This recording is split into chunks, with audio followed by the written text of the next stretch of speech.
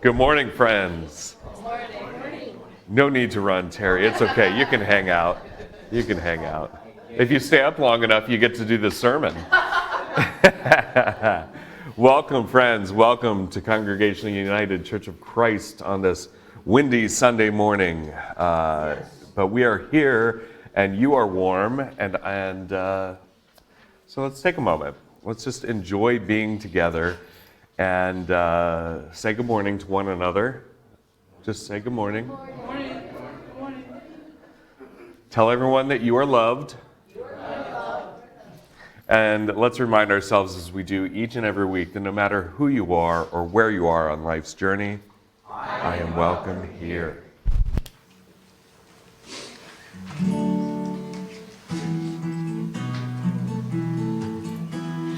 Sing your joy, proclaim God's glory, rise and sing, the morning is come. Bless our God and praise all creation, song of the earth and light from heaven. God is alive, hallelujah. All the earth is filled with rejoicing, light and life, the wonder of God. Christ has triumphed, risen forever, joy of our hearts and hope of our dreaming. God is alive, hallelujah. May we learn to become your kingdom. May we be your kindness and truth. Love is our calling, gift out in presence, children of God and Spirit of Jesus. God is alive, hallelujah. Light our way, O God of the living. May we learn to see with new eyes. Jesus the Lord, our power and promise. Light for the blind and hope for the hungry. Ours is alive. Hallelujah.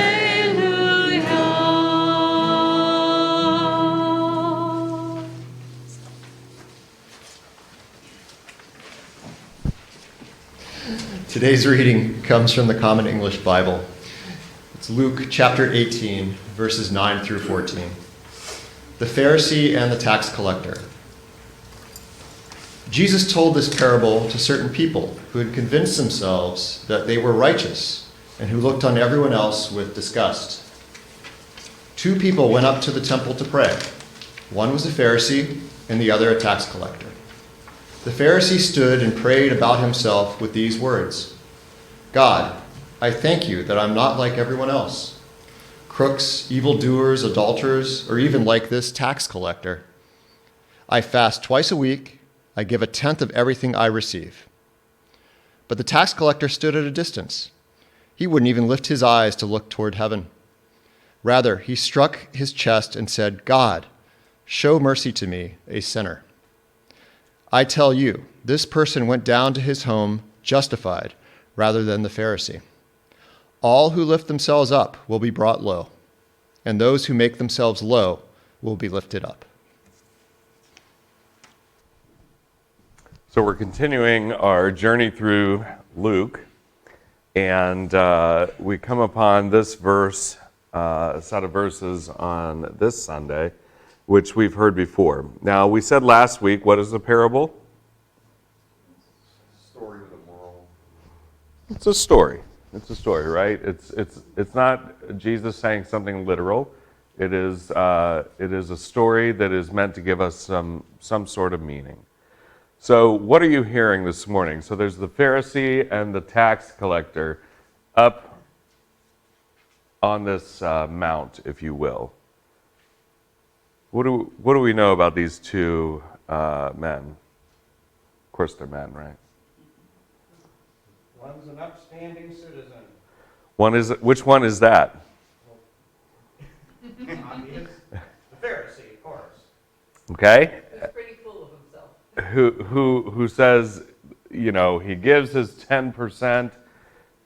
He fasts twice a week. He's not a sinner of any sort, right? And please do not let me become like one of them is his prayer, right? What does the tax collector say? The tax collector, who is supposed to be in this story, the one that we're not supposed to like, right? That's the whole point. What does the tax collector say? He admits he's a sinner. He even pounds his chest. What's interesting to me is when the parable starts and it says that the tax collector won't even lift his eyes to heaven, it makes it sound like he's doing it out of fullness of himself, right? But quite the opposite. Why isn't he lifting his eyes to heaven? He feels like he's not worthy. Shame. Yeah. He's humbled. Why? Maybe because he knows it's a job that has to be done, but he knows that it brings stress to those he has to. Sure. I mean, back then, tax collector was just one step above protection bracket Right. collector. Right. That's right. When this brings us to, so what is Jesus trying to tell us here? Before I move on, we might as well get to the point of what Jesus is trying to say before we get to what I'm trying to say. Ken? Not that I have a special connection to what Jesus was going to say. You didn't have a conversation before you walked in this morning? But it just seems like in the setup of this particular passage, we would expect the inverse of what it's being set up as. Sure. So I think that's the thing, it's like, well, of course, the Pharisees, the upstanding one, and tax collectors scum, but no. So pay attention. All books are not to be judged by Right. the covers. Right. Well, think about this for a minute. Can this parable not be used in the sense of the word Christian? Oh my. Right? Why do I say that? Because a lot of them are full of themselves. Yes. They feel like they've got this one-on-one with him and everybody else, and you're never gonna make it. Right. They're the better Christians. Right. That word, even that word, and we've talked about this throughout this book of Luke because this comes up more than once. That feeling that, well, we do Christianity the right way. You UCC people. But we'll be in great company, won't we? Yes. Yes, Jane, thanks. That. They would look at the audacity of us to say God is still speaking, because as far as some of the other people are concerned, they know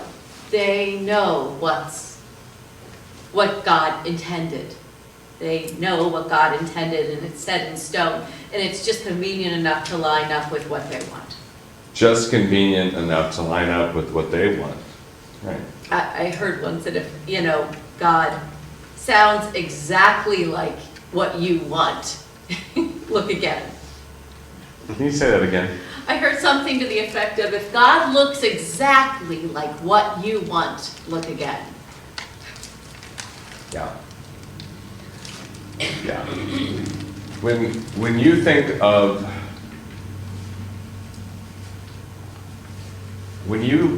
of what is truly being taught by, okay, so Christians are what? What does that word mean? If you're a Christian, you're a follower of who? Christ. Right. So you're not a follower of the Bible, you're a follower of Christ. And Christ's teachings in the Bible lead us to many different places in our lives. And at any point in time, did Jesus tell us to proclaim that you are better than everyone else. No. In almost every one of Jesus' teachings, did he or did he not humble himself to serve others? Right? So when I think of the word humbled, so as I was preparing this week and thinking about this, I couldn't stop but thinking of this image of, so think about a very clear night, pick your season, where you look up at the sky and you can actually see the constellations, you can actually see stars, you can actually even see perhaps another planet nearby. Close enough to see. How, don't you feel like really, really, really small? Oh, yeah. Like, you imagine how many people are on this floating ball with us, and you are just one. You are just one of the many recipients of the gifts we're given on this planet. I don't know if any of you have dual citizenship with other planets. I haven't checked. I have some feelings about that, but I won't get into that here. But think about how humble you feel being that small, being just one part of this bigger world. I have to think that that's part of what we're being taught to remember. You were just one of the many of these people that God has created. You were just one of the many people that God has created, that God also loves as equally as you. And it doesn't matter if you're sitting here in a Christian church or a synagogue or a mosque or nowhere at all, if you're home happily drinking your coffee on a Sunday morning like this, you are still loved. Right? Automatically.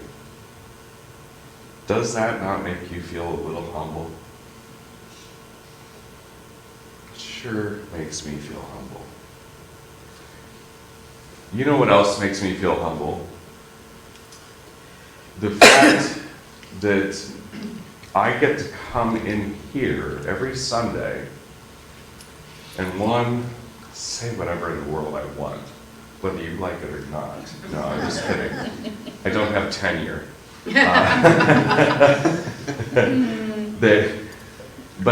But it does give me that joy and that humbleness that I can come in and raise issues that I feel are important to you. I can either raise issues or I can bring reminders of God's good news that you are loved. I hope to intermingle those.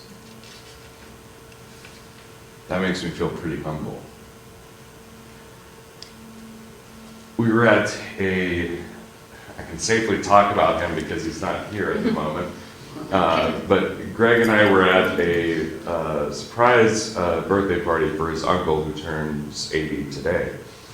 And we were at this whole family.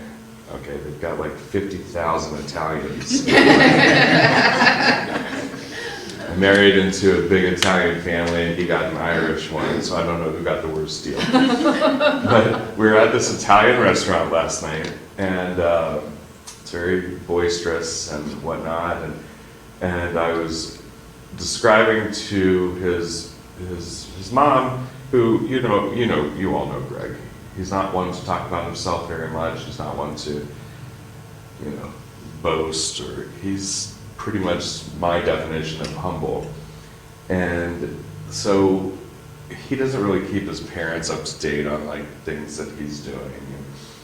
And I was just talking to him a bit about kind of what he does here and how this is for someone who considers himself, grew up Catholic, but as Hill described to you, considers himself kind of agnostic.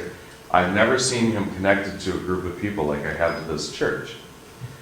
And the things that he does here, as you all know, is beyond, whatever. So I'm describing this to his mom because I know how to work it.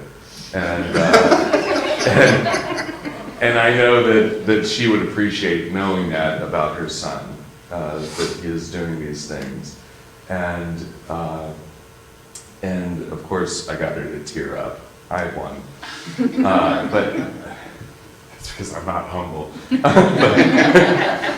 but no, in all seriousness, it was a moment that I got to, and it made him, of course, extremely uncomfortable because he is so humble. But you all know the love that he has for each of you, and it just pours out. And I love that he forgot the cooker thing that he needs this morning so that he's not here, and I can actually say this now. But when I wrote this title of the sermon, Humbled, just one word, I mean, that's unusual for me to write a sermon title with just one word, but he's who I was thinking of when thank God it's you, Elizabeth. I was talking about Greg, and I was so glad that he wasn't here, and I thought that was him walking in. But that's who I was thinking of when I hear this story, and it meant a lot to me to be able to share this with you. And don't tell him that I did. He won't watch back, don't worry. He doesn't like watching me talk. So, what do you think? How can you identify, or how do you put yourself in check, maybe, is the better question. As we go through our lives and we try to live out our faith in so many ways, how do you keep yourself in check? How do you personally check yourself to avoid being the Pharisee? Gary? I think you do stuff because you do it for, not so much for yourself, but for the people that you love that are around you, and expect no praise in return. Yeah. Agreed. How else? Beth? I think as often as possible to do things as part of a team. Yeah. And then it's much easier to diffuse the credit and put it where it's due. Right. You look at an idea as fun as even last week's trunk or treat, right? It was so much fun for those of us who were there, but it was also humbling, right? Well, it was an unexpected bonus for all of the fine folks that come. It was. They were not expecting it. They were showing up to their Canton Sunday picnic, as they do week after week. And it was so funny when they saw our faces, they got confused on the week. They said, "Oh, is this the week the other church is here?" Kind of, but we're in costume this week. But it was, these friends of ours down there didn't know what to do at first. We're handing them these bags and telling them, you take what you need. And even though some friends from other places donated things that they didn't want, it was still rewarding, right? And you two know what I'm talking about. It was still rewarding. But you're right, Beth. We were sharing in that. It was a team effort. So it wasn't like, oh, look what we're doing. Well, the other side of that story is too, that what brought me to tears was the guy who comes over and says, can I have just one thing of ramen noodles? That way I can have something to eat tonight. And I'm like going, you can take 2, whatever, there's plenty here. Right. And he's just like, that means another day. And I was just sitting there Right. going, oh my, that's a bit much to take. But I mean, in all honesty, that's where he was at. So, And I didn't hear that exchange, but I heard the words ramen noodles, and we're over at our car, and I just thought, what a genius idea that was to bring ramen noodles to that event. And it was so funny because Kent and Linda and Greg and I, we were running out of food, and then it was like riding in on a chariot, the Korat just pulled up, and it was like, oh, thank God, because people were coming out of lunch at that point. It was pretty obvious those who got it on the way into lunch because we had these big Halloween bags. So they saw that and they wanted to get something. What's going on? And so it was just like backup arrived as a former cop. It was very humbling. It was extremely humbling. Just because of this, we look at what we had as very simple things and stuff. Yeah. To them, it was everything. Yeah. So for, talk about being humble, but, that's exactly what we're supposed to do is, if we have it, share it. Right. So. Right, and it was so funny because the day before, Jane, Greg, and I realized that we're all procrastinators and we all shop at the same place when we need to do these things. Because the last time we did one of these drives, it was for school supplies, and so Greg and I were getting ready to leave, what is that place? The Dollar Tree? Dollar Tree. And with our list and our goods, as Jane was coming in with her list, then this time, same thing. We were leaving after purchasing our items, and Jane was coming in to do hers. So it was perfect, but it is, for us, it's nothing. It's nothing to do that, right? But for them, they saw we weren't there we were trying to make it fun, but we actually had nutritious foods. We weren't handing out, we had candy, but that wasn't the main point. Jane, you were going to say something. I was just going to say, I actually, and I call it a card ministry. When I started writing cards, it was just, I don't mean just, but get well and we miss you. But then I developed it into more and thank yous.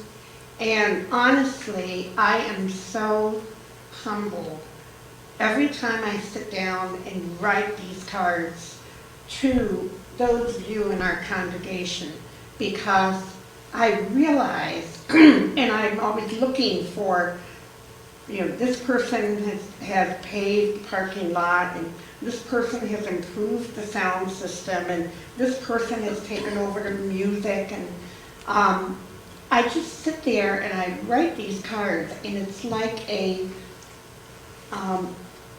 wonderful feeling for me, not that I'm writing the cards, but that I'm so humbled by the services all of you do within the church, because I know that extends outside of the church. This congregation is very humbling, because I think every one of us gives in our own way, and I don't think there's many places like, now I'm going to be boastful, I don't think there's that many churches that you would find that, where you would find the people who give so much for themselves, and you people all humble me. I would agree. And that is the sole purpose why, and this was the story I was telling about Greg last night, is the sole purpose behind Greg's desire to serve a meal to everyone next week is he sees it. He sees it firsthand, what happens around here. He sees it in greater detail than I do, because he's here all the time. And he sees all the secret behind the scenes things that I just think are magic. I just think everything happens magically. It does, Dennis. It's like Disney World to me. I walk in and, oh, look. I know that's not true. But he actually does see it. And you know, it is a ministry what you're doing, Jane. It is 100% a ministry.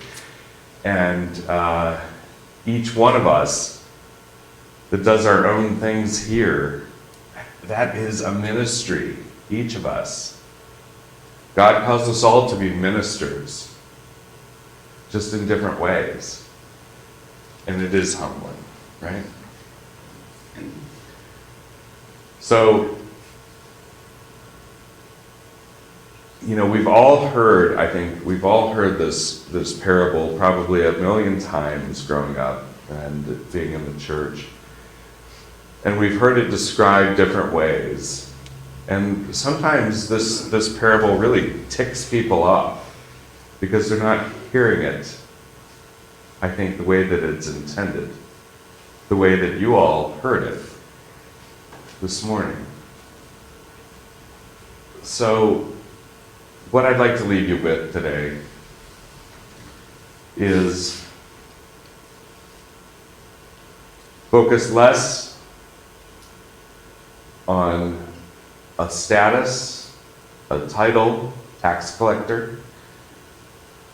Focus more on you, your relationship to each other, your relationship to the spirit around you, to God or your higher power. And remember that we're here to work and serve alongside each other and serve each other. Leading with love. Amen.